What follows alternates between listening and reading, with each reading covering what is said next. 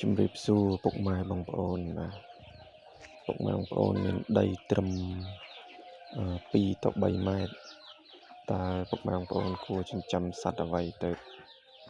រកចំណូលបានខ្លះអញ្ចឹងតែចំពោះខ្ញុំគឺឃើញថាចិញ្ចឹមព្រាបគឺល្អមែនតើយើងចិញ្ចឹមព្រាបវាធន់នឹងជំងឺវាអត់សូវឈឺទេពុកម៉ែបងប្អូនហើយវាប្រកាត់កូនយើងឲ្យយើងនឹងបានញឹកអានេះពួកប្រភេទព្រាបមន់ពុកម៉ែបងប្អូនណាព្រាបមន់ខ្នាតកដាល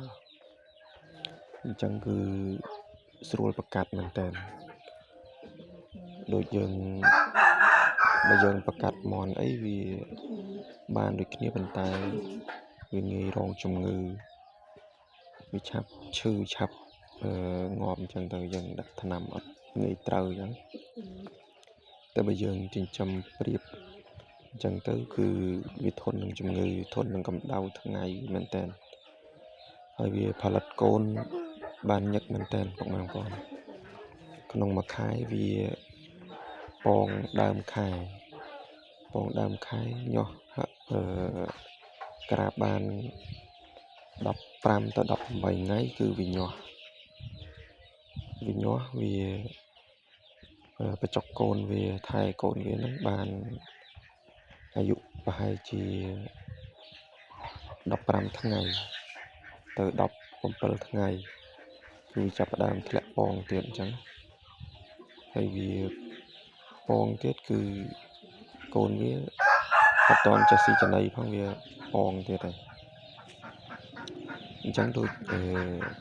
ព្រាបនេះអីគឺងាយស្រួលចិញ្ចឹមមែនតើហើយតម្រូវការសាច់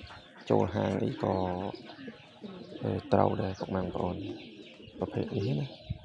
តែបើយើងចំពួកប្រភេទព្រាបព្រៃដូចគេហៅថាព្រាបមុខវាំងណាអាហ្នឹងគឺវាទូចទេទម្ងន់វាបានតា1 ខាំទៅ2 ខាំទៅ 3 ខាំទេអស់តែនេះវិញគឺទម្ងន់វា6 ទៅ 7 ខាំជាងពុកម៉ែបងប្អូនព្រាបមន់ខ្នាតកដាលនេះណាវាងាយស្រួលចិញ្ចឹមមែនតើ